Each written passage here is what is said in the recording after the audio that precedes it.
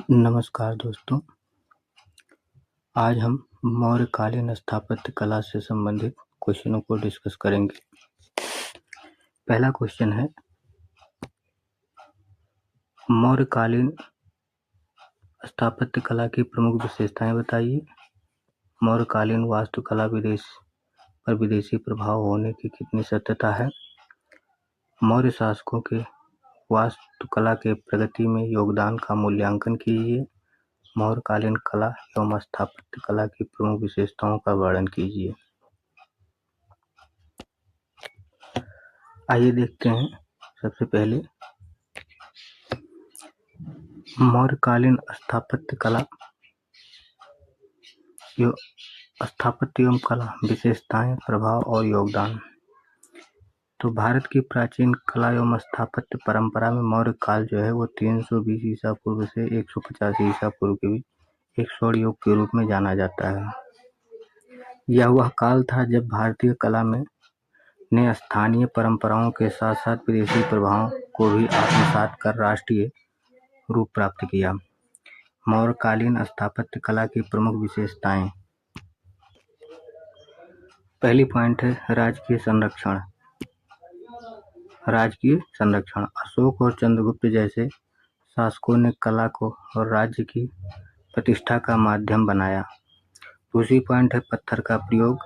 इस काल में पहली बार बड़े पैमाने पर पत्थरों का प्रयोग किया, जैसे अशोक के शिलालेख, स्तंभ लेख आदि। तीसरी पॉइंट है प्राकृतिक गुफाओं का रूपांतरण, जैसे बराबर, नागार्जुनी की गुफाओं में चिकनी पॉलिश, सादगी और ज्यामितीय समरूपता देखी जाती है। चौथी पॉइंट है स्तंभ स्थापत्य। मौर्य काल की सबसे प्रसिद्ध देन अशोक स्तंभ है। चमकदार पॉलिश और घंटाकृति शीर्ष यानी लोटस बेस तथा सिंह मुख राजधानी इसकी पहचान है। पांचवी पॉइंट है शिल्पकला में यथार्थवाद। मूर्तियों में मानवीय भावनाओं और जीवंतता का समावेश हुआ है। उदाहरण के लिए सारनाथ सिंह स्तंभ, दीदारगंज यक्षी। छठवीं पॉइंट है नगरीय नियोजन। पाटलिपुत्र जैसे नगरों में योजनाबद्ध निर्माण, जल निकासी व महलों की जटिल संरचना दिखाई देती है। अगली पॉइंट है विदेशी प्रभाव का मूल्यांकन। कुछ विद्वान जैसे पर्सिवल स्पीकर, विंसेंट स्मिथ मानते हैं कि मौर्य काल पर ईरानी यानी पार्सियन और यूनानी प्रभाव था, विशेषतः स्तंभ निर्माण, पॉलिश तकनीक और राजधानी की सजावट में, किंतु भारतीय तत्व स्पष्ट रूप से प्रधान थे। यह कहना अधिक उचित है कि मौर्यकालीन स्थापत्य ने विदेशी प्रभावों को आत्मसात कर भारतीय रूप प्रदान किया, न कि उनकी नकल की। इस बात को ध्यान। तीसरी पॉइंट है मौर्य शासकों का योगदान। तो चंद्रगुप्त मौर्य ने राजमहल, नगर निर्माण और प्रशासनिक इमारतों की परंपरा शुरू की थी। वहीं बिंदुसार ने इस परंपरा को आगे बढ़ाया। अशोक ने स्थापत्य को धार्मिक दिशा दी। उसने स्तूप, विहार, गुफाएं और स्तंभ बनवाए।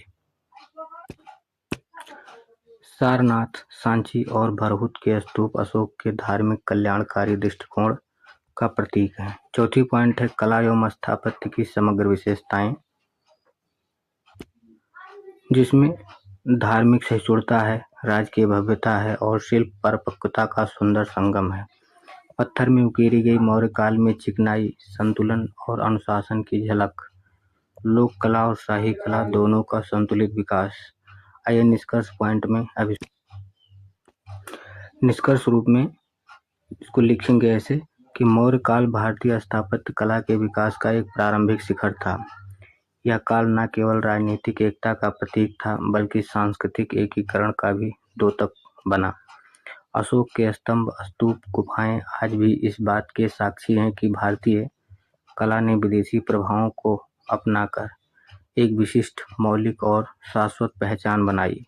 मौर्य काल की स्थापत्य परंपरा ने ही आगे चलकर शुंग, कुषाण और गुप्त काल की महान कलात्मक उपलब्धियों की नींव रखी।